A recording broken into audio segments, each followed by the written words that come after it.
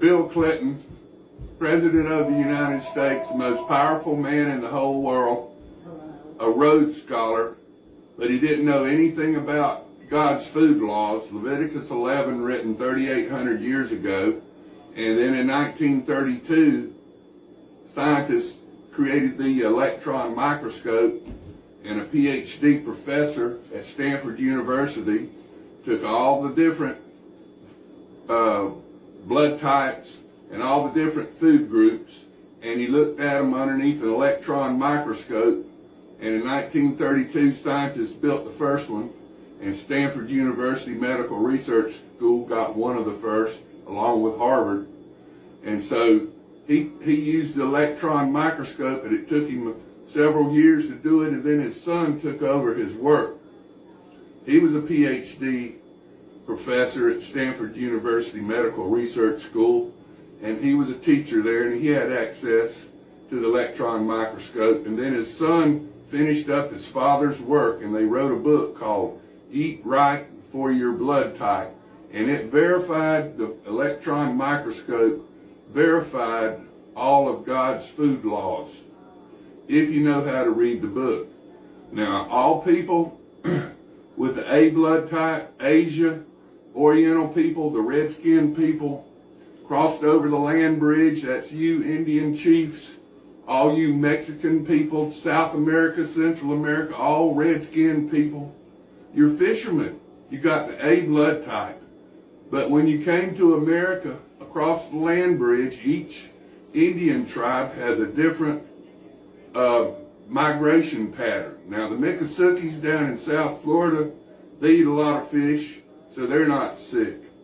And then the rest of the Indian tribes, now the Yakimas over in Oregon and Washington, they get the salmon. They own all the salmon. Once the salmon gets into the rivers, that's the Yakima Indians. They own a lot of canneries along there in Oregon and Washington. And so that they're not sick. The Eskimos are red-skinned people. They got the A blood type. They're not sick. They eat a lot of fish. And the Kanakis out in Hawaii, they're not sick. They eat a lot of fish. So as long as you eat a lot of fish, but Mexican people, when I lived in San Diego, when I was in the Navy in San Diego, they're stationed in San Diego, the Rubio's fish tacos. Now, I loved eating at Rubio's. They take a taco shell, and they put some fried fish down in the bottom of it. Then they put guacamole on top of that.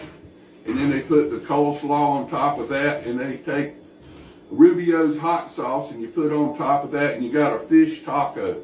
That may sound it's not very good to eat, but I loved eating at Rubio's. It was my favorite place to eat in San Diego. An old beachcomber named Rubio had a truck out at the beach. He had an old truck out at the beach, and he never did franchise Rubio's, but he's got several restaurants there in San Diego, and they are delicious fish tacos. And so Mexican people, Indian people, Oriental people, you were created by God on the sixth day to be a fisherman, a fish and rice eater. Now, when I went in, first time I pulled in to Hong Kong, I went to a place on the backside of Hong Kong. It was called Aberdeen. And those people there, they never set foot on dry land. They never touch dry land. They got boats, and they walk from boat to boat, and they got a hospital boat, and they got a grocery store boat.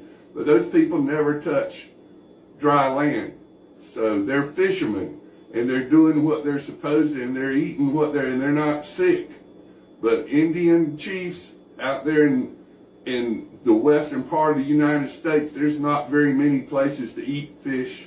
So you got diabetes, heart disease, cancer, really bad. So all you people with the A blood type, you cannot digest red meat.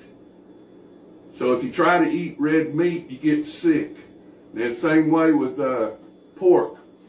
Hogs are unclean animals because of the shape of their hoof and the electron microscope tells you that pork is unclean meat. Now, if you eat the fat from the pork, that's where the hogs don't have sweat glands, so they sweat their poison into the fat mostly. So if you got to eat pork and you love eating pork, have your bacon fried crisp and get the fat off of it with your napkin before you eat it. Have crisp bacon. If you love bacon, eat bacon. I mean, don't give it up if you just love it and it's just don't eat that much of it. Same way with a catfish. A catfish is unclean food. They suck the heavy metals out of the bottom of the ocean and on the rivers, and they are full of mercury, lead. All your heavy metals are on the bottom of the river and at the bottom of the ocean. So catfish is unclean, but up there in Mississippi, they have catfish farms, and they take floating catfish food and they throw it out on the top. So if you got to eat catfish and you love fried catfish, eat it. But get some of that Mississippi farm-raised catfish because they're delicious.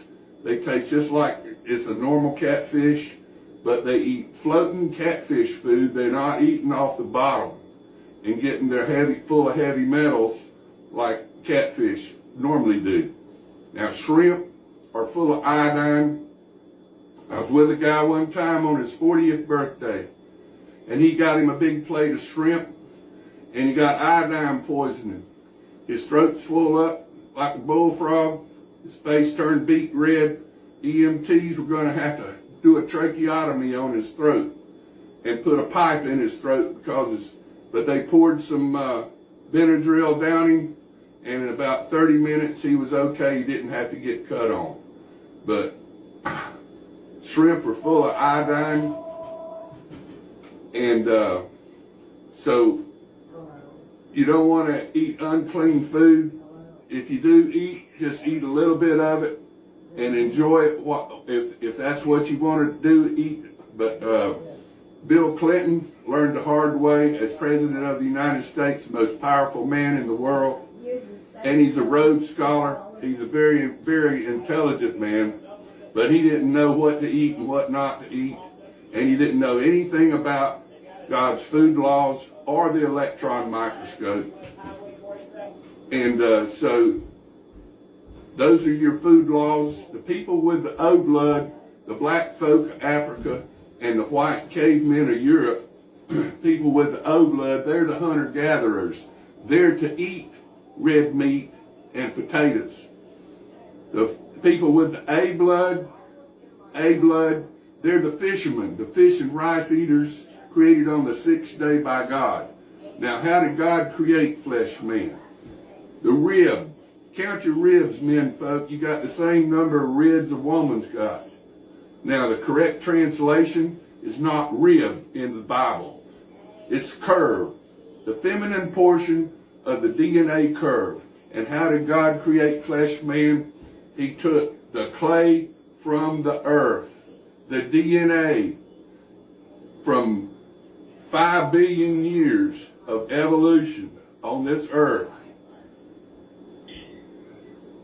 5 billion years on this earth, we've had evolution, and God took the clay from the earth and took the DNA curve from the clay, and he created flesh man on the 6th day after the Catapole, the foundation of this world. The Catapole is Satan's overthrow when God came back to earth and found a third of his children following Satan.